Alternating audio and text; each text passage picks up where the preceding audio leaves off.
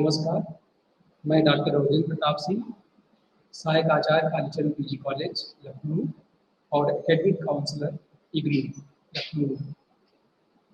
प्रिय विद्यार्थियों, जैसा कि पूर्व के व्याख्यान में आप लोगों ने पढ़ा कि किस प्रकार से हिंदी भाषा और लेखन कौशल के अंतर्गत हम लोगों ने हिंदी के व्यवहारिक पक्ष पर विस्तार से चर्चा की, उस पर व्याख्यान दिया।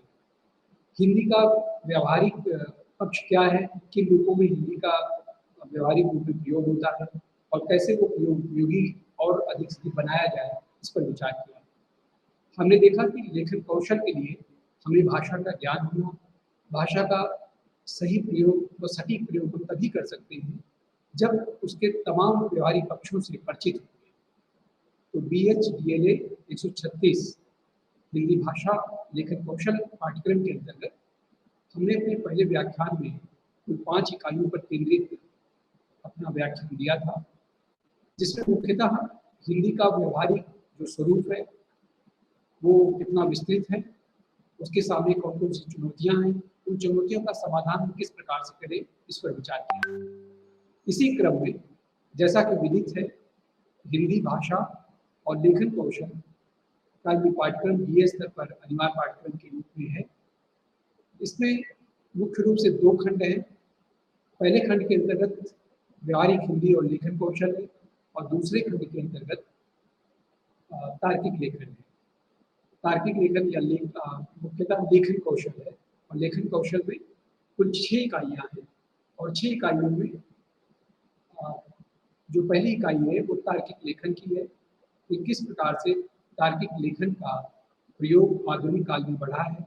उसके पूर्व मध्यकाल में जब हम देखते हैं कि तार्किक लेखन का स्वरूप क्या था, क्या मध्यकालीन जो लेखक है, जो कवि है, वो तर्क की कसौटी पर अपने विचारों को कसता था कि नहीं कसता था, या कहीं ना कहीं वो आस्था प्रेरित होकर के अपने विचारों को व्यक्त कर देता था। तो हम देखेंगे, जब इसका अध्ययन करेंगे तो एक बड़ा अंतर हमें दिखाई देता है कि किस प्रकार मध्य में या प्राचीन काव्य में, प्राचीन साहित्य में हमें आस्था केंद्रित साहित्य अधिक मिलता है, उसमें तर्क वितर्क के लिए अधिक गुंजाइश नहीं होती है। वहीं पर जब हम आधुनिक कालीन लेखक को देखते हैं तो वो अपने किसी भी विषय पर अपने विचार को व्यक्त करते हुए वो हमेशा इस बात का ध्यान रखता है कि जो बातें वो व्यक्त कर रहा है, जो बातें वो अपने लेखन का हिस्सा बना रहा है, वो क्या व्यवहारिक रूप में सही है, क्या तर्क की कसौटी पर वो बातें खरी उतरती हैं। इन तमाम बातों को लेकर के उसके अवचेतन में, उसके मस्तिष्क में एक तर्क वितर्क चलता रहता है। और इसीलिए जब हम हिंदी लेखन में तार्किक लेखन की बात करते हैं तो एक महत्वपूर्ण पहलू हो जाता है। और जब हमारे पाठक, हमारे विद्यार्थी तार्किक लेखन की महत्ता को समझेंगे, तभी भविष्य में वो तार्किक लेखन का जो साहित्य है, जो उस कसौटी पर खरा साहित्य है और एक विपुल साहित्य वर्तमान में उपलब्ध है, तो उसका अध्ययन कर सकेंगे और उसके विषय में अपना एक निर्धारित विचार बना सकेंगे। भविष्य में जो आज का पाठक है वो लेखक होता है, और जब उसके अध्ययन की प्रक्रिया इस प्रकार से आगे बढ़ेगी तो निश्चित रूप से भविष्य में वो जो भी कुछ लिखेगा, लिखने का प्रयास करेगा, किसी विषय पर अपने विचार को व्यक्त करेगा, तो उसका जो लेखन होगा वो बहुत परिमार्जित और व्यवस्थित होगा। तो इसी क्रम में ये विद्यार्थी आज के इस व्याख्यान में जो दूसरा खंड है BH-DLA 136 का, उस पर हम बात करेंगे। सर्वप्रथम हम तार्किक लेखन की बात करते हैं। तार्किक लेखन के साथ साथ इस पूरे खंड में कुल 6 इकाइयाँ हैं, जिसके अंतर्गत हम लोग देखते हैं कि सर्वप्रथम रचना है, पुनर्रचना है, आख्यानपरक लेखन है और तार्किक लेखन है। तो इस क्रम में हम सबसे पहले तार्किक लेखन की बात करते हैं। और जैसा कि विदित है, तार्किक लेखन से हमारा आशय, अभिप्राय है कि तार्किक लेखन और अन्य लेखन में किस प्रकार से भिन्नता है। तार्किक लेखन और जो दूसरे प्रकार के बिना तार्किक आधार को लिए हुए लेखन हो रहा है, उसमें क्या मूलभूत अंतर है, वो अंतर किन रूपों में विद्यमान है, इस पर विचार करेंगे। इसी प्रकार तार्किक लेखन की जो प्रकृति है वो किस प्रकार शास्त्र के अनुसार बदलती रहती है और बदलती है कि नहीं बदलती है, इस पर विचार करेंगे। तार्किक लेखन की जो प्रक्रिया है वो किस प्रकार उत्तरोत्तर विकसित होती जाती है और वो अपने पूर्ण रूप से कैसे भिन्नता को प्राप्त होती है, इस पर भी प्रकाश डालेंगे। प्रिय विद्यार्थियों, गहराई से समझने के लिए वर्गीकरण किसी भी विषय का एक महत्वपूर्ण पहलू है। तो इस तार्किक लेखन कौशल के अंतर्गत हम इसका वर्गीकरण करने का भी प्रयास करेंगे कि किस प्रकार से इसको विभिन्न व्यवस्थाओं में विभाजित करके हम इसका अध्ययन कर सकते हैं और इसके सही तरीके को अपना सकते हैं और अपने लेखन में उसे उतार सकते हैं। इस पर विचार करेंगे। किसी बात को बार बार दोहरा कर पक्षों को किस प्रकार से मजबूत किया जा सकता है, ये एक लेखन कौशल में महत्वपूर्ण पहलू है। इस पर भी विचार करेंगे। इन सारे बिंदुओं पर हम चर्चा करेंगे और इन्हें कोशिश करेंगे कि उदाहरण के रूप में विद्यार्थियों के सामने रखें, ताकि हमारे विद्यार्थी इस बात को भली बात समझ सके कि किस प्रकार तार्किक लेखन के माध्यम से एक बेहतरीन साहित्य हम पढ़ सकते हैं और अपने विद्यार्थियों के सामने एक अच्छा साहित्य उपलब्ध करा सकते हैं। इस पर विचार करेंगे। तो ये विद्यार्थियों, इस इकाई 11 के अंतर्गत आपका तार्किक लेखन का ये पाठ्यक्रम व्यवस्थित है। तार्किक लेखन से जो हमारा आशय है वह कारण संबंधों के द्वारा समझने की कोशिश करना ही तार्किक लेखन है। तार्किकता से जो हमारा आशय है वो कार्य कारण संबंध से है। तार्किकता के इस तात्पर्य को जब हम प्रक्रिया में प्रस्तुत करते हैं तब कुछ बुद्धि सुलझ जाती है, सुलझती हुई में दिखाई देती है। यानी कि जो तर्क है वो एक ऐसी रचनात्मक प्रक्रिया है जिसकी आवश्यकता हमें बार बार पड़ती है। और इस बात को और स्पष्ट करके करना चाहें तो हम प्रक्रिया की व्याख्या कर सकते हैं। तार्किक लेखन का जो प्राथमिक उद्देश्य है वह मात्र वर्णन करना नहीं होता है या विवरण देना या समझा देना है नहीं होता है, अपितु उन तथ्यों को, विचारों को, विश्वासों को हमें तर्क की कसौटी पर कसना भी पड़ता है कि कोई घटना, कोई लेखन, कोई विचार किस रूप में अगर व्यक्त हुआ है तो क्यों हुआ है, कैसे हुआ है, और उस व्यक्ति की जो प्रक्रिया है संपूर्ण उसको समझने का प्रयास करते हैं। तार्किकता हमें वास्तव में एक ठोस आधार देती है अपने लेखन के लिए, लेखन कौशल में उस प्रतिभा को दिखाने के लिए, अपनी बातों को वैज्ञानिक ढंग से प्रस्तुत करने के लिए तार्किकता एक महत्वपूर्ण पक्ष है, महत्वपूर्ण पहलू है। इसलिए इसे छोड़ करके लेखन कौशल में हम बेहतरीन लेखन की कल्पना नहीं कर सकते हैं। इस पूरी इकाई में हम देखते हैं कि वैज्ञानिक शैलियों का अध्ययन कर सकते हैं या अध्ययन के माध्यम से हम तार्किक लेखन की उस कसौटी को समझ सकते हैं। तार्किक लेखन से वस्तुतः हमारा आशय क्या है यह समझना हमारे लिए सर्वप्रथम आवश्यक है। विद्यार्थियों, तार्किक लेखन को समझने से पूर्व अगर हम थोड़ा ऐतिहासिक परिप्रेक्ष्य में विचार करें तो तार्किक लेखन को समझना हमारे लिए और आसान होगा। हम देखते हैं कि मध्ययुगीन जो साहित्य है और आधुनिक काल के साहित्य के बीच में एक बहुत बड़ा अंतर तार्किकता के माध्यम को लेकर के हमारे सामने उपस्थित होता है। अब आप सोचेंगे कि वो तार्किकता का माध्यम क्या है, कैसे है, किस रूप में है। आप विचार कीजिए कि जो मध्य में मनुष्यों में तार्किक बोध का विकास हुआ था वह क्या आधुनिक युग के मनुष्य के बराबर था या उसके अनुरूप था? तो कदाचित निसंकोच हम बता सकते हैं कि जो मध्ययुगीन व्यक्ति था उसका जो तार्किक बोध था वो आधुनिक व्यक्ति के बोध से बहुत भिन्न था, बहुत अलग था। उदाहरण के लिए हम बात करें कि रामचरितमानस में बहुत सारी ऐसी घटनाएं आती हैं जिसका वर्णन महाकवि तुलसीदास जी ने किया है। उसमें एक प्रसंग आता है कि मानस के प्रमुख राम भक्त पात्र हनुमान जी का जो समुद्र को एक छलांग में लांग जाते हैं। अब सवाल ये उठता है कि क्या आधुनिक काल का कोई लेखक इस घटना का वर्णन अपने साहित्य में उसी उल्लास और उत्साह के साथ कर सकता है या विश्वास के साथ कर सकता है? कदाचित नहीं कर सकता है, क्योंकि इस तरह का विवरण या उल्लेख करने से पूर्व वो विचार करेगा कि क्या एक मनुष्य के लिए, एक व्यक्ति के लिए संभव है कि वो एक छलांग में समुद्र को लांग सके। फिर वो तमाम तरह के विचारों में स्वयं ही उलझ जाएगा और शायद मध्ययुगीन लेखकों की तरह वह इस तरह के विचारों को अपने साहित्य में उस रूप में नहीं व्यक्त कर पाएगा जैसा कि मध्ययुगीन या प्राचीन युगीन साहित्य में हमें प्राप्त होता है।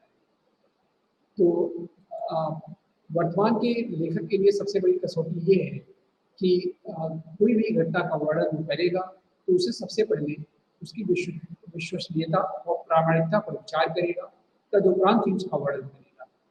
हमारी तर्क की जो कसौटी है, जब कोई बात उस पर उचित प्रतीत होगी, उस पर खरी उतरेगी, तभी वो उसे अपने विचारों उन विचारों को शब्दों के माध्यम से व्यक्त करने का प्रयत्न करेगा। मध्यकाल का जो मिथकीय बोध है वो इतना अधिक प्रबल और प्रखर था कि उसमें तार्किकता के बिना भी काम चल जाता था। वहाँ तार्किकता के स्थान पर आस्था प्रमुख थी, विश्वास प्रमुख था, समर्पण प्रमुख था।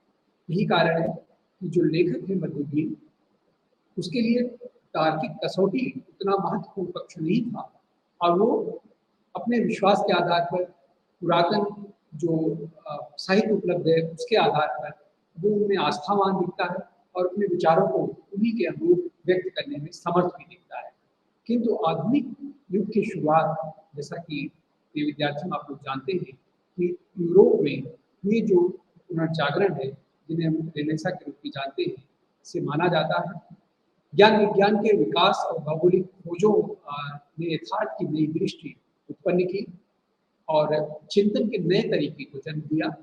हमें नए बिंदु से नई बातों को सोचने के लिए, विचार करने के लिए एक बड़ा कैनवास दिया।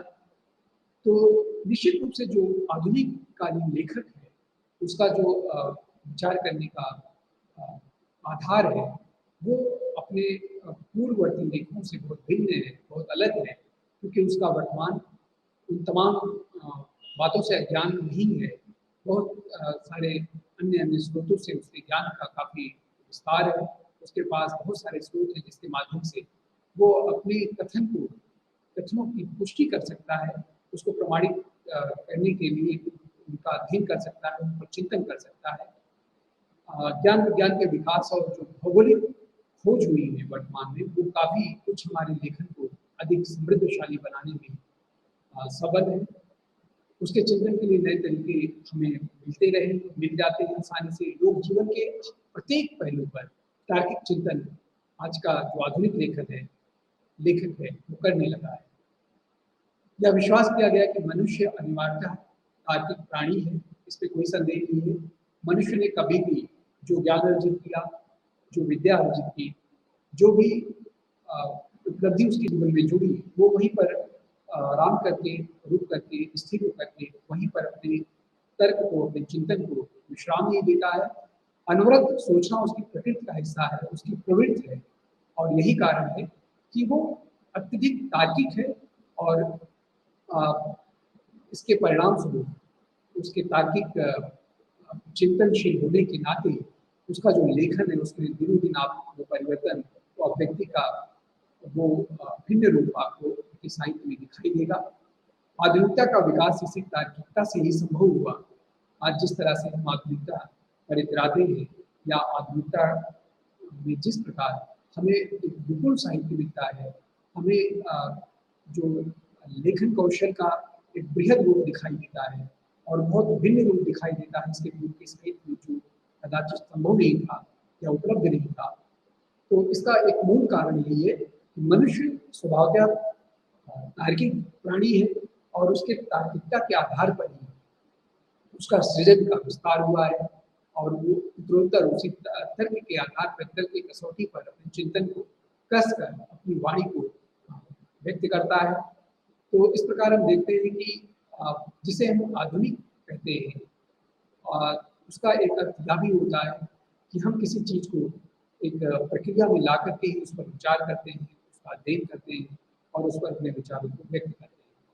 उदाहरण के लिए हम फूल के गंध को अनुभव करते हैं, नहीं करते हैं, अपितु उस मिट्टी की ओर भी देखते हैं जिससे पौधे का जन्म हुआ है। हम केवल उसके सुगंध को पा करके ही वहीं पर अपनी अपनी चिंतन को विराम नहीं दे देते हैं, अपितु हम विचार करते हैं कि ये पौधा जहाँ पर रोपित है, आखिर उस मिट्टी में ऐसा क्या है और वो किस प्रकार से धीरे धीरे पुष्पित और पल्लवित हुआ है और आज सुगंध अपना चारों ओर बिखेर रहा है। तो इसका मूल कारण क्या है? ये कैसे संभव हो पाया है उस पौधे के लिए, इस पर भी आज का लेखक या आज का मनुष्य विचार करता है। उसका खाद पानी भी हम देखते हैं कि उस पौधे का पोषण किस प्रकार से हुआ है, उसके विकास की प्रक्रिया क्या रही है, इन सारे पहलुओं पर भी तार्किक दृष्टिकोण की दृष्टि से हम विचार करते हैं। तार्किक लेखन से आशय है कि तर्क की कसौटी बनाकर लेखन कार्य में जो लेखक है वो प्रवृत्त होता है, वो एक आधार बनाता है अपने विचारों के लिए, और उन विचारों को जिसे वो व्यक्त करने जा रहा होता है उसे परखता है, उसे अपने विचारों की कसौटी पर कसता है, और जब उससे वो संतुष्ट हो जाता है तभी वो उसे अपने लेखन कौशल का हिस्सा बनाता है। जो कुछ हम लिखें उसमें कार्य कारण का संबंध होना अनिवार्य है। कार्य कारण संबंध पर हम विस्तार से आगे चर्चा करेंगे, किंतु यहाँ पर हम जब लेखन में जो तार्किक लेखन है उसमें मुख्यतः सृजनात्मक लेखन उससे भिन्न है। इस अंतर को भी हमें समझना होगा कि जो तार्किक लेखन है उससे किस प्रकार से जो सृजनात्मक लेखन है वो भिन्न है। सृजनात्मक लेखन में मुख्यतः कार्य कारण संबंध का एक अनिवार्य श्रृंखला हो भी सकती है और नहीं भी हो सकती है। जैसे कहानी है, कविता है, उपन्यास है या अन्य सृजनात्मक रचना के लिए यह आवश्यक नहीं है कि उसमें तार्किक श्रृंखला है। यानी कि जब आप कोई उपन्यास लिख रहे होते हैं, कोई कहानी लिख रहे होते हैं, कोई किसी प्रकार का कोई गीत लिख रहे होते हैं, तो उसके लिए अनिवार्य नहीं है कि आपके तार्किकता के आधार पर भी हम पहले उन भावनाओं को कसे और अपनी तार्किकता की कसौटी पर जब उन्हें खरा पाए तभी उस पर व्यक्त करें। ऐसा करना संभव नहीं है, और ऐसा अगर करा जाता है, करना भी कोई लेखक या करने का प्रयत्न करता है, कहीं न कहीं साहित्य में एक शुष्कता आएगी, उसकी संवेदनशीलता में कहीं न कहीं स्थिरता आएगी, जो पाठक के लिए बहुत रुचिकर नहीं होगा और साहित्य के लिए भी नहीं होगा, क्योंकि उसमें वो फिर जीवंतता उस रूप में नहीं आ पाएगी। मानवीय रचनात्मकता उसे दूसरी तरह से भी रच सकती है। मानवीय संवेदना और अनुभव तर्क से परे है, इसलिए किसी रचनात्मक वृत्ति का जो आकार है वो तार्किक प्रक्रिया में नहीं कहा जा सकता है। यह सच है, इसलिए किसी रचनात्मक वृत्ति का आकार तार्किक प्रक्रिया में गढ़ा जाना बहुत असंभव है, और वह रचनात्मक प्रक्रिया में रचा जाता है। वहाँ मानवीय अनुभव और संवेदना अपना रास्ता स्वयं बना लेती है। कोई यह नहीं कह सकता है कि प्रेमचंद के गुणगान की जो समाप्ति है वो तार्किक परिणति में हुई, अथवा आलोचना में जब उस तार्किकता को स्पष्ट नहीं होगी तो उसे प्रामाणिक नहीं माना जाएगा। गणित की शब्दावली का प्रयोग करें तो रचनात्मक लेखन 2 और 4 ही नहीं होगा, 3 भी हो सकता है और 6 भी हो सकता है। लेकिन विज्ञान शास्त्र या आलोचक को 4 के नजदीक या लगभग नजदीक होना ही पड़ता है। एक उदाहरण से हम अपनी इस बात को और स्पष्ट करना चाहेंगे विद्यार्थियों कि जो हिंदी का आलोचना करने का जो तरीका है, जो स्वरूप है, तो अगर हम उसकी बात करें तो आधुनिक काल में गद्य का महत्व सहसा बहुत बढ़ जाता है। ये हम आप सभी देखते हैं कि मध्यकाल, आदिकाल, मध्यकाल, रीतिकाल में हमें गद्य का वो स्वरूप नहीं दिखाई देता है जो अचानक में आधुनिक काल में दिखाई देता है। गद्य की लगभग तमाम विधाओं में साहित्य लेखन होता है और अधिक मात्रा में और बहुत ही स्तरीय लेखन होता है। तो इसका कारण क्या है? ये अचानक इस तरह से गद्य लेखन के माध्यम से एक नई चेतना और क्रांति का उद्भव भी दिखाई देता है आधुनिक काल में। तो इसके लिए सबसे बड़ा जो आधार है विज्ञान शास्त्र या आलोचक के 4 के नजदीक या लगभग नजदीक होना पड़ता है। तो गद्य का बहुत गहरा संबंध हम देखें तो वैचारिकता से है। बिना वैचारिकता के, बिना तर्क वितर्क के एक अच्छा गद्य लेखन करना असंभव है। और आधुनिक काल में तार्किकता का सबसे बड़ा उदाहरण हमें जो गद्य साहित्य है उसमें दिखाई देता है। आधुनिकता गद्य में ही नहीं, पद्य में भी व्यक्त हुई है आधुनिक काल में। ऐसा नहीं है कि जो आधुनिक कालीन साहित्य है उसके केवल गद्य लेखन में ही तार्किकता है या तार्किक लेखन हमें दिखाई देता है, अपितु वो तार्किकता हमें आधुनिक कवियों में भी उसी रूप में विद्यमान है, दिखाई देती है। भारतीय मूल के बाद की जो कविता है वो बहुत गद्यात्मक दबाव से भी गुजरती हुई दिखती है। तो अगर हम इन कथनों की बात करें तो परीक्षण करें तो पता चलेगा कि सभी जो वक्तव्य है एक दूसरे से बंधे हुए हैं, एक दूसरे को पुष्ट कर रहे हैं। वैचारिकता को गद्य में व्यक्त किया जाता है। आधुनिकता के लिए वैचारिकता बहुत जरूरी है। पद में आधुनिकता को अभिव्यक्त करने के लिए विचार की जरूरत हुई और विचार गद्य के में प्रस्तुत किए जा सकते हैं। इसलिए कविता पर भी गद्य का दबाव बढ़ जाता है और यही कारण है कि तूफान तूफान कविताओं से इतर जो आधुनिक रचनाकार है, जो कवि है, वो रचना करता है क्योंकि उसके ऊपर कहीं न कहीं अपनी हर बात को कहने के पूर्व एक विश्वसनीयता और प्रामाणिकता की चुनौती उसके सामने दिखाई देती है। और यही कारण है कि जो आधुनिक लेखक है, जो आधुनिक रचनाकार और कवि है, वह इन बिंदुओं पर अधिक बल देता है कि कैसे वो जो कुछ लिख रहा है, जो कुछ उसकी रचनात्मकता का हिस्सा बन रहा है, वह क्या तार्किक बोध युक्त है कि नहीं है, इस पर भी वो बहुत चैतन्य रहता है। और इसका एक दूसरा पहलू भी है कि इससे रचना में कहीं न कहीं शिथिलता आती है, सुष्ठुता आती है और पाठक उससे बहुत आत्मीयतापूर्वक जुड़ने में भी अपने आप को समर्थ नहीं पाता है। तो इसके कहीं न कहीं कुछ बातें ऐसी हैं जो पाठकों के लिए या उन कविताओं को, रचनाओं को पढ़ने वालों के लिए निराश करती है। किंतु तार्किकता बोध के स्तर पर इसमें कहीं न कहीं बहुत गहराई आती है और कपोलकल्पित या केवल कल्पना के आधार पर जो रचना का आधार होता था, उससे ये रचनाएँ दिखाई देती हैं। ये इसका एक गुणात्मक पहलू है। तो पद में आधुनिकता को अभिव्यक्त करने के विचार की ज़रूरत हमें होती है और विचार गद्य में प्रस्तुत किए जाते हैं। कविता पर भी गद्य का दबाव लगातार बढ़ता है, जिसे हम देखते हैं साहित्य में। तार्किक निष्कर्ष को प्राप्त कर सकते हैं तर्क के माध्यम से ही। विधाओं की जो प्रकृति है उसके अनुसार तार्किकता का विकास होता है। विधाओं के अनुसार तर्क की शैली बदल जाती है। अब हम जैसे अर्थशास्त्र हुआ, समाजशास्त्र हुआ या साहित्य की प्रकृति में के अंतर के अनुसार किस तरह से तर्क का विकास होता है, तर्क करने का जो तरीका है उसका स्वरूप बदल जाता है।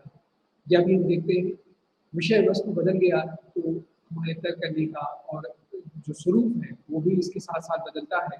इस बात को समझने की हम दूसरे उदाहरणों से अगर समझाने का प्रयास करेंगे विद्यार्थियों, तो आप देखेंगे कि ग्रामीण क्षेत्रों में जैसे गरीबी बहुत है, उसका अध्ययन यदि अर्थशास्त्र के तर्क के अनुसार करेंगे तो हम कहेंगे कि ग्रामीण जनता की क्रय शक्ति अत्यंत कम है, उनकी क्रय क्षमता नहीं है, वो अपने मनमाफी बहुत सारी अपने उपभोग की वस्तुओं का उपभोग नहीं कर पाते हैं क्योंकि उनके पास धनाभाव है। ग्रामीण क्षेत्रों में बाजार नहीं विकसित हुए हैं, वहाँ पर नए शॉप, मॉडल शॉप आपको नहीं मिलेंगे। तो आगे तर्क हम लोग इसके लिए दे सकते हैं। या अगर हम देखें तो समाजशास्त्र में जब ग्रामीण जनता की गरीबी का अध्ययन करेंगे तो गरीब के प्रभाव से किस प्रकार से चोरी डकैती या दुष्कर्म हमें वहाँ पर बढ़ते हुए दिखाई देते हैं, हम इस निष्कर्ष पर पहुँचेंगे। गरीबी के कारण मानवीय रिश्तों में कितनी दरारें पड़ती जा रही हैं, पारिवारिक जो संरचना थी वह किस प्रकार से खंडित हो रही है, कैसे संयुक्त परिवार समाप्त हो रहे हैं और उसकी जगह पर एकल परिवार विकसित हो रहे हैं।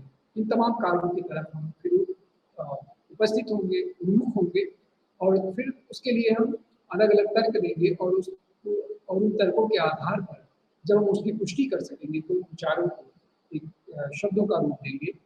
तो हम देखते हैं कि जिस प्रकार से हमारा विषय बदल जाता है, विषय बदलने के साथ साथ हमारे तर्क करने की जो प्रक्रिया है उस प्रक्रिया में भी काफ़ी कुछ अंतर आता है, उसके स्वरूप में भी अंतर आता है। यह एक स्वाभाविक उसकी प्रक्रिया है, गति है, जो इस प्रकार इस रूप में दिखाई देती है। तो ये विद्यार्थियों, इसी प्रकार से गरीबी के कारण जो आप देखते हैं कि साहित्य में भी गरीब का वर्णन भाव को छूने वाला होगा, वह अंतःस्पर्शी होगा। जब कोई साहित्यकार उसको उस पर अपनी वाणी को या अपनी रचना को व्यक्त करने का प्रयास करेगा। कुछ उसी प्रकार जिस प्रकार से गोस्वामी तुलसीदास जी ने रामचरितमानस में केवट की जो विपन्नता थी, जो उसका गरीबी, जो उसकी गरीबी थी, उसका वर्णन किया है और मार्मिक वर्णन किया है। इस प्रकार से हम देखते हैं कि विधाओं के अनुसार तर्क का जो कारण है, प्रभाव है या उसका जो स्वरूप है, वो निरंतर बदलता चलता है, परिवर्तित होता चलता चला जाता है। कभी कभी एक शास्त्र के तर्क का प्रयोग दूसरे शास्त्र में करके अधिक सुसंगत निष्कर्ष पर पहुंच जाते हैं। ऐसा भी हमें देखने को मिलता है। एक उदाहरण से इस बात को पुष्टि करना चाहेंगे कि इतिहास को मात्र राजनीतिक इतिहास की सीमाओं में नहीं रखा जाता है, नहीं रखा जा सकता है, परंतु स्वतंत्रता के बाद जो इतिहास चिंतन में बदलाव हुआ वह विचारणीय है। अर्थशास्त्र और समाजशास्त्र के परिप्रेक्ष्य में इतिहास को देखा जाने लगा। इसके पूर्व के इतिहासकारों में आप देखेंगे तो अर्थशास्त्र या उनकी आर्थिक स्थिति या उनका जो सामाजिक परिवेश था वह अनिवार्य रूप से इतिहासकारों का चिंतन नहीं करता था, उस पर विचार नहीं करता था। वह सीधे जो घटनाएं होती थी उनका वर्णन कर देता था और उन घटनाओं के विषय में विस्तार से बताते हुए वो आगे बढ़ जाता था। किंतु आधुनिक काल का जो इतिहासकार है उसके विचार, उसके लेखन में आप देखेंगे, उसके लेखन कौशल में आपको ये बात दिखाई देगी कि वो किस प्रकार से उसने अर्थ को भी एक आधार बनाया और अर्थ और उसकी सामाजिक स्वरूप या सामाजिक किस सामाजिक व्यवस्था में उस समय का युग रहता था, उस समय का व्यक्ति रहता था, फिर उसी प्रकार से उनके चिंतन करने के तरीके में बदलाव हो पाता है। आर्थिक स्थिति के नाते उसके मनोवैज्ञानिक जो प्रभाव उसके मस्तिष्क पर पड़ता था उसका अध्ययन करता है। तो इस प्रकार से ऐसे तार्किक आधार पर जब कोई इतिहास का लेखन करता है आधुनिक काल का, तो उसका जो निष्कर्ष निकलता है इतिहास को लेकर के या जो उसका दृष्टिकोण हमें दिखाई देता है वो पूर्ववर्ती इतिहासकारों से बहुत भिन्न दिखाई देता है। तो इसी प्रकार इतिहास को मात्र हम लोग किसी सीमा में नहीं यहाँ पर बांध देते हैं, यहाँ पे तो उसको एक व्यापक रूप में देखते हैं और उसका अध्ययन करते हैं और फिर उसके बाद उस पर अपने विचार देते हैं। इतिहास के निष्कर्ष और भी इस आधार पर प्रमाणित हो जाते हैं। इसी तरह कलाओं में भी हुआ और एक कला के संदर्भ में दूसरी कला को समझा जाने लगा। भिन्न भिन्न कलाओं की तुलना एक दूसरे से की जाने लगी और कहीं ना कहीं हम देखते हैं कि एक कला दूसरी कला से कहीं न कहीं बहुत आंतरिक रूप में जुड़ी होती है। उसका जो मूल केंद्र बिंदु है उस पर बहुत बड़ा परिवर्तन नहीं दिखता है। बाह्य रूप में उसकी अभिव्यक्ति में हमें तरह तरह के रूप स्वरूप दिखाई देते हैं, लेकिन उसका जो केंद्रीय बिंदु है, केंद्रीय आधार है, वो कहीं न कहीं एक दूसरे के समकक्ष होता है। तो तार्किक अध्ययन के आधार पर जब कोई लेखन होता है तो वह पाठक को अपने से अधिक बात पाता है, क्योंकि वो हर पाठक के लिए अपने तर्क की कसौटी लेकर उनके सामने उपस्थित होता है और पाठक विवश होता है कि वह लिखी हुई बात को यथावत स्वीकार करे या तो उसके विपरीत वो अपने तर्क को देने में अपने को सक्षम पाए।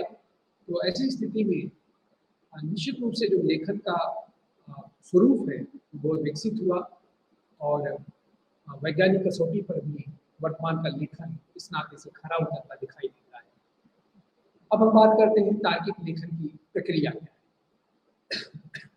वो कौन सी प्रक्रियाएं हैं जिससे एक तार्किक लेखक गुजर करके और एक अच्छा लेखन की सामग्री पाठक के सामने उपस्थित करता है, प्रस्तुत करता है। इस पर विचार करेंगे। विद्यार्थियों, किसी भी लेखन में जो सर्वाधिक महत्वपूर्ण पहलू है वह है विषय वस्तु का चयन।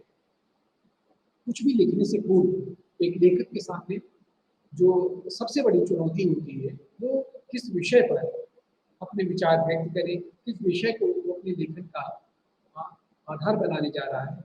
यह है, अगर एक अच्छा विषय चयन कर लिया जाए या एक लेखक एक अच्छे विषय का चयन कर लेता है तो बहुत आसान हो जाता है उसके आगे के लेखन के अभिव्यक्ति का माध्यम बेहतर होगा। तार्किक लेखन की प्रक्रिया में विषय वस्तु का जो चुनाव है वो विशिष्ट महत्व रखता है। विषय वस्तु के अनुरूप ही तर्क निर्मित होते हैं। वो विभिन्न प्रकार के तर्क कर सकता है। एक उदाहरण के लिए हमें जैसे किसी की इतिहास की किसी विषय वस्तु पर लिखना हो तो उसके तर्क स्वयं इतिहास की विधाओं से ही प्राप्त होंगे हमें। ये नहीं है कि इतिहास लेखन के लिए हमें विज्ञान से तर्क मिल जाएंगे या साहित्य से तर्क मिल जाएंगे या अन्य विधाओं से तर्क मिल जाएंगे। हमें कहीं न कहीं इतिहास की उन्हीं गलियों से गुजरना पड़ेगा, उन्हीं रास्तों पर चल करके और इतिहास की उन्हीं पुस्तकों को पढ़ करके ही हम इतिहास के किसी निष्कर्ष तक पहुँच सकेंगे। हमें इतिहास निर्माण की सामग्री ग्रंथों से, सिक्कों से, अभिलेखों से, स्रोतों और यात्रियों के माध्यम से जो भी कुछ प्राप्त होगा उनका अध्ययन करने के बाद भी हम किसी निष्कर्ष पर पहुंच सकते हैं।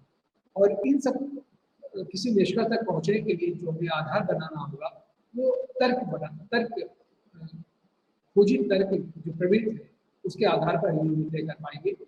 इसी तरह यदि हम साहित्य के इतिहास पर लिख रहे हैं तो हमें यह दिखाना होगा कि जनता की किन प्रवृत्तियों के परिवर्तन से हमारे साहित्य के स्वरूप में परिवर्तन हुआ।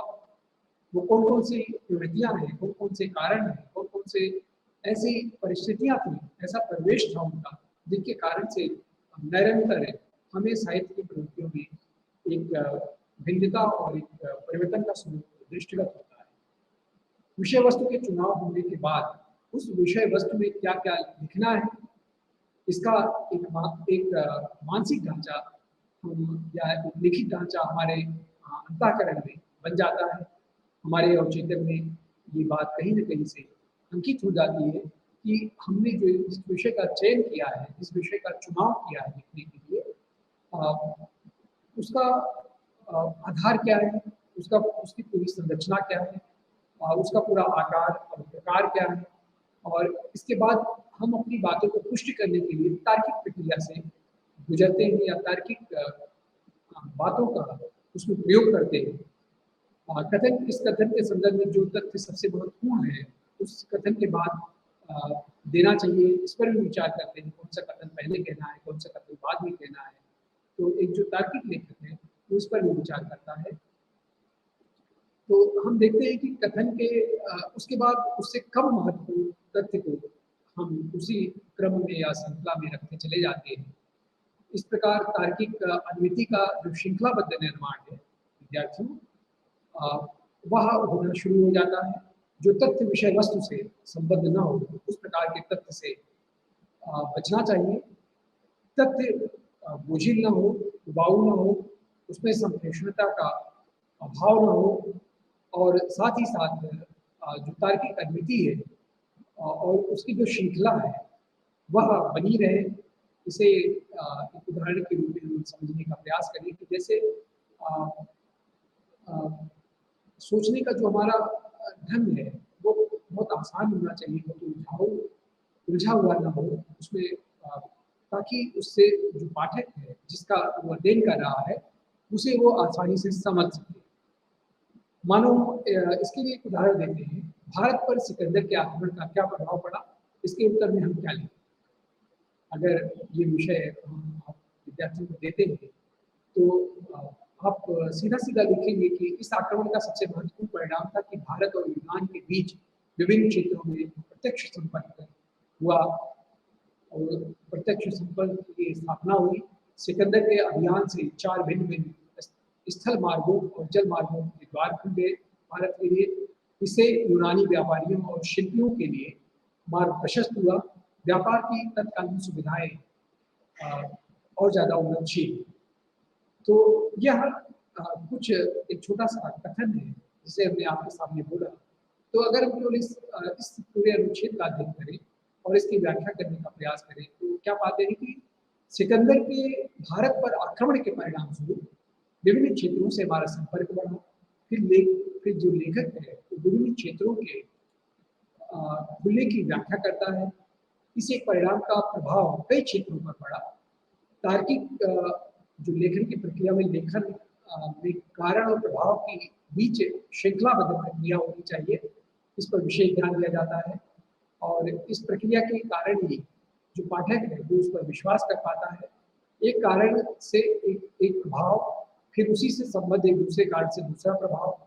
इस प्रकार से तार्किक प्रक्रिया की श्रृंखला को व्यक्त करने का तरीका तरह तरह का होता चला जाता है। इस तार्किक श्रृंखला को क्रमबद्ध वाक्यों में नहीं रखा जाएगा, तो तार्किक श्रृंखला अराजक हो सकती है, जिससे विचारों की जो संबद्धता है वह टूट सकती है, वह भंग हो सकती है। तो इस प्रक्रिया के अंतर्गत हमें भाषा के प्रति अत्यधिक सतर्क और सावधान रहना होगा, ताकि हम उसका सही से प्रयोग कर सकें। वाक्य का जो गठन है इस तरह से बनाया जाए जो विचारों के भार को वहन करने में सक्षम हो। अंततः तार्किकता को भाषा के माध्यम से ही समझा जा सकता है, इसमें कोई संदेह नहीं है। तर्क का जो आधार है वो भाषा के माध्यम से ही अभिव्यक्त होता है और बिना भाषा के किसी तरह का कोई वजूद नहीं है। इसलिए इस बात को हम एक उदाहरण के द्वारा यहाँ समझाने का प्रयास करते हैं तो ये बात ज़्यादा स्पष्ट होगी। जैसे बौद्ध धर्म ने बौद्धिक और साहित्यिक जगत में भी एक चेतना जगाई, जैसे धीरे धीरे बौद्ध धर्म का प्रचार प्रसार होता गया, तो उससे जो आम जनमानस था कहीं ना कहीं उससे जुड़ता गया, तो उसके बहुत निकट आता गया। उसके भीतर भी बौद्ध धर्म को लेकर के चैतन्यता और चेतना का विकास उसके भीतर होना प्रारंभ हो गया। इसलिए लोगों को यह सुझाया कि किसी वस्तु को यूं ही नहीं बल्कि भली भांति गुण दोष का विवेचन करके ग्रहण करना चाहिए।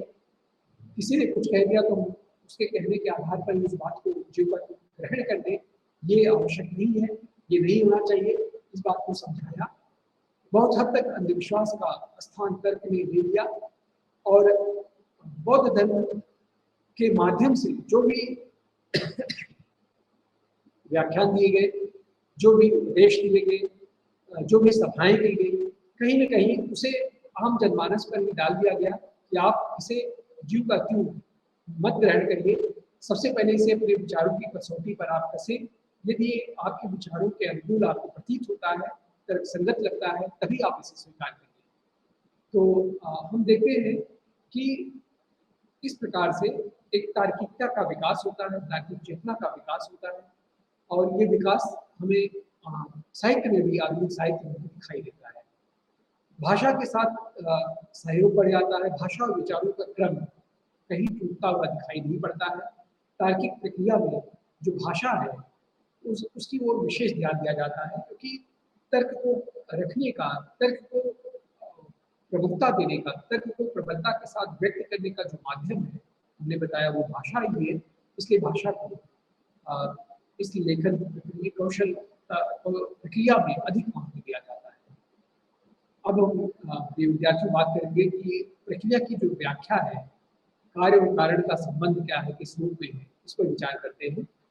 जैसा कि हमने बताया कि जो तार्किक लेखन है उसकी जो प्रक्रिया है वह एक निर्धारित प्रक्रिया होती है। इस प्रक्रिया से लेखक को गुजरना पड़ता है। जो कुछ कहा जा रहा है उसका भाषा के साथ सहयोग होता है। बिना भाषा के उनको व्यक्त करना संभव नहीं है। भाषा और विचारों का क्रम कहीं टूटता नहीं है। तार्किक प्रक्रिया में हम उसका अनुकरण करते हैं। तार्किक लेखन प्रक्रिया में होता है, इस प्रक्रिया की व्याख्या करना आवश्यक है। प्रक्रिया के माध्यम से हम उन संबंधों को समझ सकेंगे जिसमें कार्य कारण विकसित होते हैं। उदाहरण के माध्यम से इसे समझने का प्रयास करते हैं। जैसे किसी सामाजिक आंदोलन की प्रक्रिया का अगर उदाहरण रखें आप लोगों के सामने, और उसमें आप देखेंगे किस प्रकार से उस सामाजिक आंदोलन प्रक्रिया के माध्यम से हमारे भीतर एक तार्किक चेतना का विकास होता है। एक उदाहरण हम आपको देते हैं कि सामाजिक असंतोष सामाजिक आंदोलन की प्रारंभिक अवस्था को प्रतिबिंबित करता है। लगभग सभी सामाजिक आंदोलन का जो आधार है वो सामाजिक असंतोष होता है। इसके परिणाम स्वरूप सामूहिक तनाव बनने लगता है। इस अवस्था के उपरांत द्वितीय अवस्था आती है, जिसमें समाज में सामूहिक उत्तेजना दिखाई देती है, जब लोग यह महसूस करते हैं कि उनकी समस्या समझी नहीं जा रही। कुछ विशिष्ट सामाजिक स्थितियों को विपत्ति के रूप मूल कारण के रूप में पहचान लिया जाता है। तृतीय अवस्था औपचारिकीकरण है। ये अवस्था होती है, इस अवस्था में पदाधिकारियों की एक श्रृंखला स्थापित की जाती है। नेता व अनुयायियों में काम का बंटवारा किया जाता है। चंदा या कोष अधिक सुव्यवस्थित रूप में एकत्रित किए जाते हैं। विरोध या क्रिया के लिए कार्यनीति या दांव पेच बनाए जाते हैं और अपने आंदोलन के लिए उठाए गए कदमों के लिए एक नैतिक औचित्य स्थापित करने का प्रयास किया जाता है। तो चतुर्थ अवस्था संस्थानीकरण का ही होता है कि आंदोलन एक सुनिश्चित विन्यास के रूप में स्पष्ट हो जाता है। आंदोलनकर्ताओं का स्थान कुशल नौकरशाह ले लेते हैं। भवन एवं कार्यालय स्थापित किए जाते हैं। आंदोलन के उद्देश्यों को समाज में मान्यता मिल जाती है और इस प्रकार वह जो आंदोलन है, जो आम जनमानस के उत्थान के लिए निर्मित किया गया है, वह उत्तरोत्तर विकासमान हो जाता है, आगे बढ़ने लगता है और अधिक से अधिक लोग उससे जुड़ने लगते हैं। तो हम इस केवल एक कथन की ये बात कर रहे हैं विद्यार्थियों, तो इस पूरे उदाहरण में हम एक प्रक्रिया को पाते हैं और वो प्रक्रिया क्या है कि आंदोलन का विकास धीरे धीरे हो रहा है 4 चरणों में, एक के बाद एक का विकास होता जाता है। प्रारंभिक वाक्य सीधा विषय से संबंधित है। अब इसके कार्य कारण संबंधों के पर विचार करने का प्रयास करते हैं कि जैसे आंदोलन की जो प्रारंभिक अवस्था है वो सामाजिक असंतोष है, यानी कि जो भी आंदोलन करता है वो सबसे पहले ये बताने का प्रयास करते हैं कि किस प्रकार से एक आंदोलन की आवश्यकता है हमें, और आंदोलन के मूल में जो परिस्थितियां हैं, जो उसके पीछे जो कारण है, वो उन्हें बता करके आम जनमानस का विश्वास बना अपने साथ जोड़ना चाहता है, जोड़ने का प्रयास करता है। 4 चरण में एक के बाद एक का विकास होता इस प्रकार हम देखते हैं चला जाता है। प्रारंभिक वाक्य सीधा विषय से संबंधित आपको दिखाई देगा। कार्य कारण संबंधों की इसमें व्याख्या की गई है। आंदोलन की जो प्रारंभिक अवस्था है, जो बताया हमने, सामाजिक असंतोष है। इसके कारण से सामाजिक जो तनाव है वो दिनों दिन बढ़ता जाता है। सामूहिक तनाव के फलस्वरूप लोगों को लगता है कि समस्या वास्तविक है, समस्या वास्तविकता के बहुत करीब है, इसलिए इसका हमें साथ देना चाहिए। सामाजिक असंतोष के कारणों का पता लगाया जाता है। पुनः आंदोलन चलाने के लिए औपचारिक व्यवस्था की जाती है। उसके लिए आंदोलन एक संस्था बन जाता है, संस्थान बन जाता है और अंत में आंदोलन को सामाजिक मान्यता मिल जाती है। लोग अधिकाधिक इससे जुड़ जाते हैं और उनको लगता है कि इस तरह के आंदोलन के माध्यम से हम अपनी समस्याओं का समाधान खोज पाएंगे। आंदोलन में एक प्रक्रिया का अनुसरण किया जा रहा है। इसी प्रकार से जब किसी विषय वस्तु पर हम लिख रहे होते हैं, किसी विषय वस्तु को अपने लेखन का आधार बनाते हैं, तो उसमें भी हम देखते हैं कि एक प्रक्रिया में सुसंबद्ध रूप से हमारी विषय वस्तु आती है या आनी चाहिए। उसमें भी एक क्रमबद्धता का होना अनिवार्य है। हमारे तर्क विभिन्न चरणों में विकसित होकर एक दूसरे से जुड़ जाते हैं तथा व्याख्या और तर्क साथ साथ विकसित हो जाते हैं। तो हम देखते हैं कि जैसे कोई सामाजिक आंदोलन हुआ, किसी प्रकार की कोई सामाजिक व्यवस्था या गतिविधि अचानक न उत्पन्न होती है, न उससे अधिकाधिक जुड़ जाते हैं, उसके उत्पन्न होने की या उसके बनाने की, संगठित करने की, निर्मित करने का एक मूल आधार होता है, एक कारण होता है। पहले वो कारण आता है, फिर उस कारण के माध्यम से वो आंदोलन अधिकाधिक लोगों के विश्वास को अपने से जोड़ता है और फिर इन सारे कार्यकलापों का कारण और उसके संबंध का, कार्य और कारण के संबंध यहाँ स्पष्ट हमें दिखाई देने लगते हैं। इसी प्रकार से किसी लेखन के लिए जब हम विषय का चयन करते हैं तो उसकी भी जो श्रृंखला बनती है वह हमें इसी रूप में हमें बनती हुई दिखाई देती है कि उसमें भी जो लेखक है वह विभिन्न तर्कों के माध्यम से अपने विषय को व्यक्त करता चलता है। पूर्व के बहुत सारे तर्क को उसमें जोड़ता है और फिर आगे की श्रृंखलाएं तो अनवरत उसको विकसित करता जाता है और इस प्रकार से वह अपने मूल लक्ष्य तक पहुंच करके अपने विचारों को व्यक्त करने में सफल होता है। अब बात उठती है कि कथन के समर्थन में क्या क्या तर्क किए जा सकते हैं। जब हम लेखन प्रक्रिया में सक्रिय होते हैं तो कोई ना कोई हमारा उद्देश्य होता है। एक निर्धारित लक्ष्य या उद्देश्य के लिए ही एक लेखक लेखन करता है। हमें अपने उद्देश्य को साबित करने के लिए, प्रमाणित करने के लिए एक तर्क की आवश्यकता होती है। हम कोई कथन जब लिखते हैं और उसके संदर्भ में कोई तर्क प्रमाणित करते हैं, अपनी बात को जब तर्क के साक्ष्य में प्रमाणित करते हैं तो वह अधिक विश्वसनीय होता है। अधिक से अधिक लोग उस पर विश्वास या भरोसा करके उससे जुड़ते चले जाते हैं। अपनी बात को जब तर्क के साक्ष्य में प्रमाणित करते हैं तो वह अधिक विश्वसनीय हो जाती है, इसमें कोई संदेह नहीं है। वैज्ञानिक सोच समझ विकसित करने के लिए तर्क निश्चित रूप से आवश्यक है। तर्क को कार्य कारण संबंधों में पहचानना आवश्यक है या उसी रूप में ही वह पहचाना जाता है। कथन को कई तरीकों से प्रमाणित किया जाता है। कभी कभी कथन से संबंध परोक्ष रूप में हुआ करता है। कथन और तर्क के सीधे संबंध को हम एक उदाहरण के द्वारा बताना चाहेंगे कि ब्रिटिश विजय का भारत पर एक स्पष्ट और गहरा आर्थिक प्रभाव पड़ा। अंग्रेजों ने जो आर्थिक नीतियां अपनाई थी उनमें भारत की अर्थव्यवस्था का रूपांतरण एक औपनिवेशिक अर्थव्यवस्था के रूप में हुआ था, जिसके फलस्वरूप ढांचे का निर्धारण ब्रिटिश अर्थव्यवस्था की जरूरतों के अनुसार किया गया था। भारतीय उद्योगों को विशेषकर ग्रामीण दस्तकारी उद्योगों की बर्बादी रेलवे के बनते ही काफी तेजी से हुआ। जो छोटे छोटे उद्योग थे उनका नाश हुआ, वो समाप्त हो गए पूरी तरह से। रेलवे द्वारा ब्रिटिश विनिर्मित वस्तुओं के देश के सुदूर गांवों में पहुंचाने और परंपरागत उद्योगों की जड़ों को खोदने में सहायता मिली। अब यहाँ इस इतनी सी बात को अगर हम इसका अध्ययन करें और इसकी जड़ तक जाने का तर्कों के आधार पर प्रयास करें तो हम पाते हैं कि यह जो कथन है ब्रिटिश विजय का भारत का आर्थिक प्रभाव था। उसके समर्थन में दो तर्क प्रस्तुत किए गए। प्रथम तर्क यह था कि भारतीय व्यवस्था का औपनिवेशीकरण हुआ, जिसे भारत पर ब्रिटिश अर्थव्यवस्था की जरूरत के अनुसार बनाया गया था। दूसरा तर्क यह दिया जाता है कि ग्रामीण दस्तकारी की बर्बादी रेल के आविष्कार से और बढ़ गई। रेलवे के कारण ब्रिटिश सस्ती वस्तुओं को गांव तक पहुंचाया जाता था और उसमें मुनाफा कमाए जाने की प्रवृत्ति में अधिक दिखाई देती है। इस तरह से ब्रिटिश विजय का भारतीय अर्थव्यवस्था के प्रभाव को तार्किकता के अनुसार हम लिख सकते हैं। कथन के संदर्भ में दिए गए तर्कों का एक परोक्ष प्रभाव भी होता है और एक परोक्ष प्रभाव होता है। तो परोक्ष प्रभाव में देखते हैं कि जहाँ कथन और तर्क का संबंध प्रत्यक्ष संबंध नहीं होता है, तर्क के सूत्र लेकिन वहां पर एक दूसरे से जुड़ते हैं, जिससे कथन के साथ संबंध बनाना होता है। उदाहरण के लिए यदि लिखा गया है बौद्ध धर्म में अहिंसा और जीव मात्र के प्रति दया की भावना जगाकर देश में पशुधन की वृद्धि की, तो इस कथन से एक अर्थ निकलता ही निकलता है कि बौद्ध धर्म से पूर्व समाज में व्याप्त हिंसा हो रही थी। उस समय पशुओं पर या हिंसा पर उतना ध्यान नहीं दिया जा रहा था, उसमें अराजकता अधिक थी।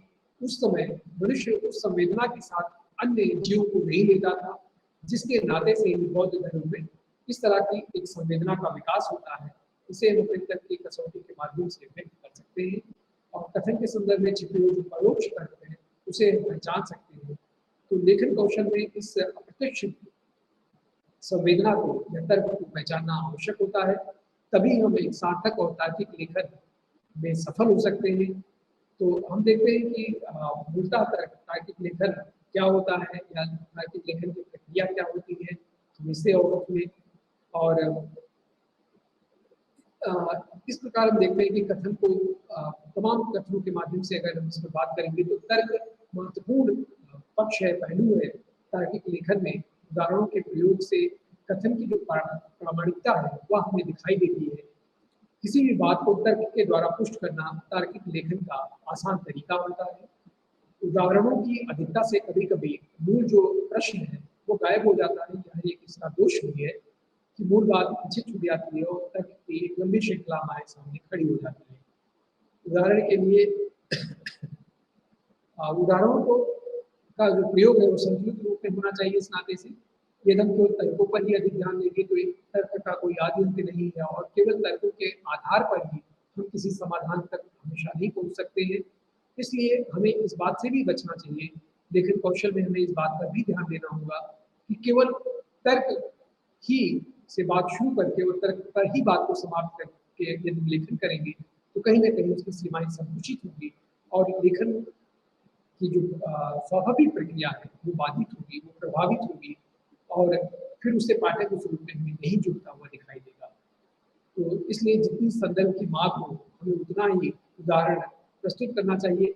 अधिक उदाहरणों के प्रयोग से बोझिलता और जटिलता बढ़ती है, उलझाऊपन पाठक महसूस करने लगता है। तो उदाहरण हमेशा सटीक होने चाहिए और संदर्भगत होनी चाहिए और कोशिश हो कि कम से कम उदाहरणों की आवश्यकता पड़े ताकि हम अपने विचारों को अबाध रूप में व्यक्त करते हुए चल सके और बिना किसी व्यवधान के पाठक भी उससे अपने आप को जुड़ा हुआ महसूस करता रहे।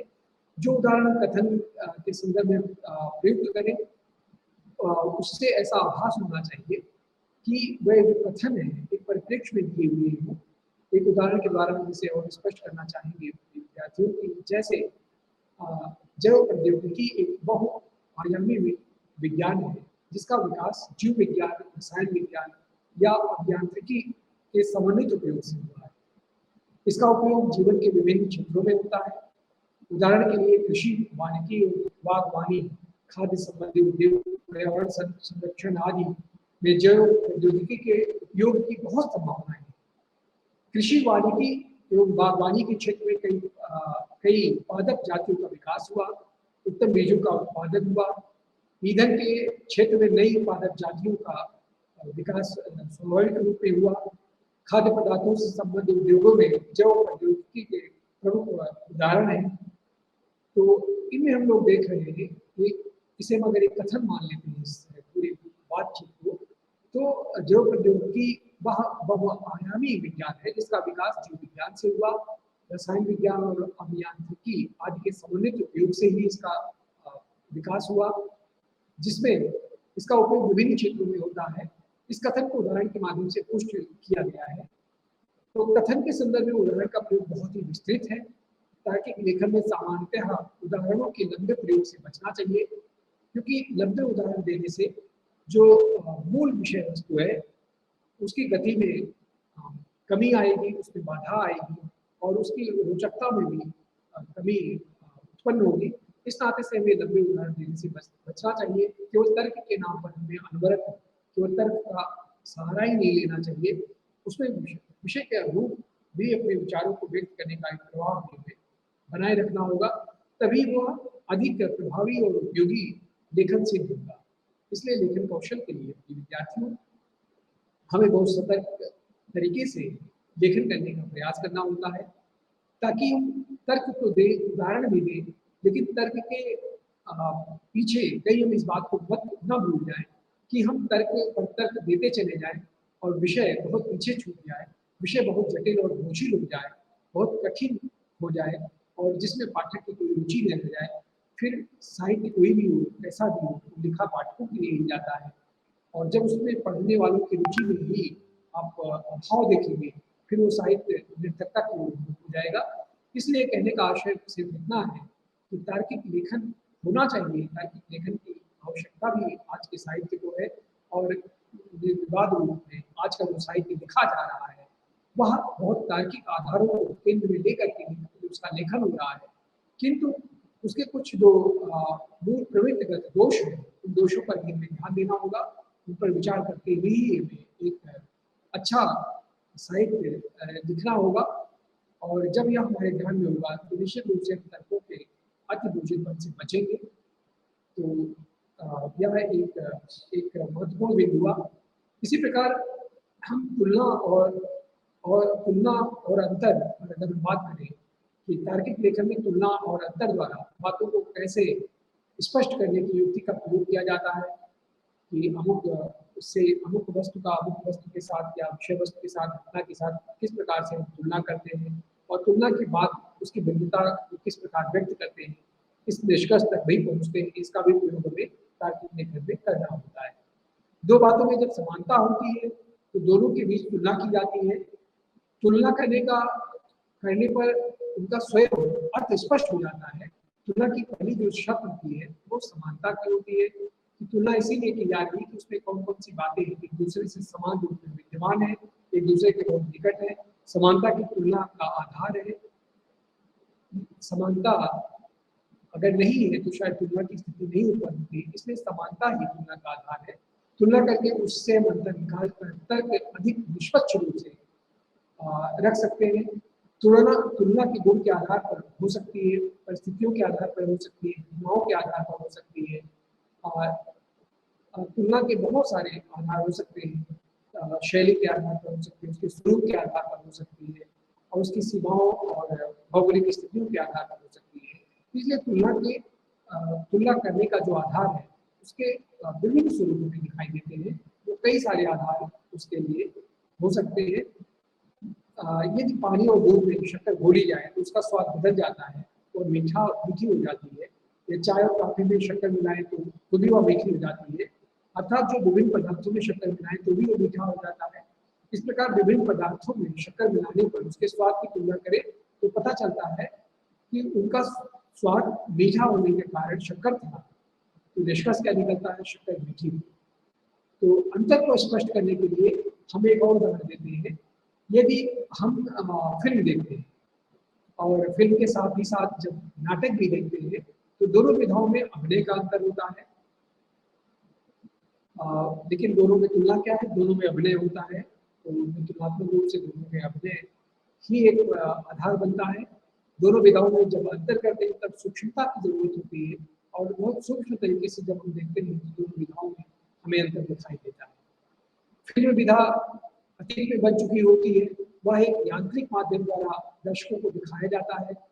लेकिन जो नाटक की विधा है वह सामयिक होती है, प्रासंगिक होती है, तात्कालिक विषयों पर बनाया गया होता है और उसका जो प्रसारण होता है वो ज़्यादातर सीधा सीधा होता है और जीवंत रूप में वो उसी रूप में जो लेखक है जो उसके नाटक करता है, नाटककार है, वो उसको व्यक्त कर रहे होते हैं।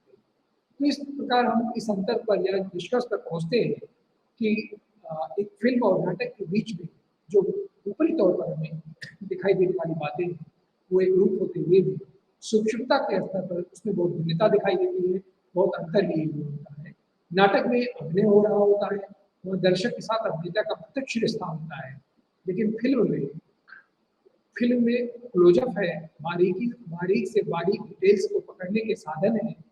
नाटक में मंच पर कल्पनाशीलता होती है, सांकेतिकता होती है, प्रतीकात्मकता होती है, जिसके माध्यम से अभिनय के द्वारा नाटक को प्रस्तुत किया जाता है। नाटक का प्रभाव और उसके दर्शकों पर पड़ता है।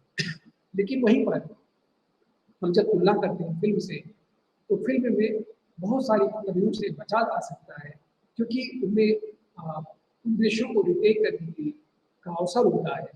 कोई दृश्य फिल्माया गया और वो नहीं अच्छा लगा तो उसमें कट करके कैमरे से उसे डिलीट करके और उसमें फिर से उसका अभिनय करके और उसके अभिनय के रूप में उसकी प्रस्तुति कर दी जाती है। तो इस प्रकार से हम देखते हैं कि जो फिल्म है और फिल्म के साथ साथ जो नाटक है उसमें एकरूपता के साथ साथ एक बड़ी भिन्नता भी दिखाई देती है। लेकिन इस भिन्नता को समझने की कला हमें तभी विकसित हो पाएगी जब हम तार्किकता को ठीक से समझेंगे, तार्किक लेखन की प्रक्रिया से जुड़ेंगे और तार्किक के आधारों का विश्लेषण करेंगे, उनका चिंतन करेंगे, उनका अध्ययन करेंगे, तभी हम उस निष्कर्ष पर पहुंच सकते हैं। तो इस प्रकार तुलना और अंतर के प्रयोग द्वारा एक निष्कर्ष हमें मिलता है। कथन के संदर्भ में तुलना और अंतर की बारीकियों को बाखूबी उभारने का प्रयत्न होता है। तुलना से तर्क की पारदर्शिता झलकती है। जब हम किसी अन्य विषय से किसी विषय की तुलना करते हैं तो उसमें कहीं ना कहीं पारदर्शिता दृष्टिगत होती है। तुलना हमारे विचारों को, हमारे सोच और चिंतन को, वैज्ञानिकता को परखने की एक बड़ी कसौटी है और जब हम उस वैज्ञानिक कसौटी से गुजरते हैं तभी उसके मूलभूत अंतर और तुलना कर पाते हैं। तो इस प्रकार इसको मैं एक दूसरे उदाहरण से अगर समझाने का प्रयास करें तो एक उदाहरण और रखना चाहेंगे कि इस प्रकार से समाजशास्त्री और इतिहासकार दोनों की जो समाज में अध्ययन है, दोनों समाज का अध्ययन करते हैं। अंतर केवल उनके अध्ययन के काल का होता है। एक वर्तमान का विद्यार्थी होता है और दूसरा अतीत का। तो कहने का आशय क्या हुआ कि समाजशास्त्री और इतिहासकार दोनों समाज के अध्ययन में अध्ययनरत होते हैं। दोनों के बीच अंतर करने में हम उनके गुणात्मक अंतर को समझ सकते हैं। अंतर करने पर विधाओं की सीमाओं का पता चलता है। इतिहास अतीत का अध्ययन करता है, समाजशास्त्र समाज का अध्ययन करता है। तो इस प्रकार हम देखते हैं कि दोनों के अध्ययन का विषय समाज है, लेकिन एक चूंकि अतीत के तमाम मापदंडों के अध्ययन का अध्ययन करता है, का अध्ययन करता है, दूसरा वर्तमान में घटित हुए समाज उसके अनुसार उनका अध्ययन करता है। तो प्रिय विद्यार्थियों, इस प्रकार हम लोग देखते हैं कि तार्किक लेखन जो साहित्य है वो समझने की उसको आवश्यकता है। और आधुनिक साहित्य, आधुनिक लेखन कौशल का जो सबसे बड़ा आधार है वो तार्किक लेखन है। बिना तार्किक लेखन के एक अच्छी लेखन कौशल की कल्पना नहीं कर सकते हैं। इसलिए तार्किक लेखन क्यों आवश्यक है, तार्किक लेखन का मूल आधार क्या है, तार्किक लेखन के माध्यम से किस प्रकार से एक साहित्य से दूसरे साहित्य की विभिन्न विधाओं के को गहराई से समझ सकते हैं, अध्ययन कर सकते हैं, इस पर विचार किया जा रहा है।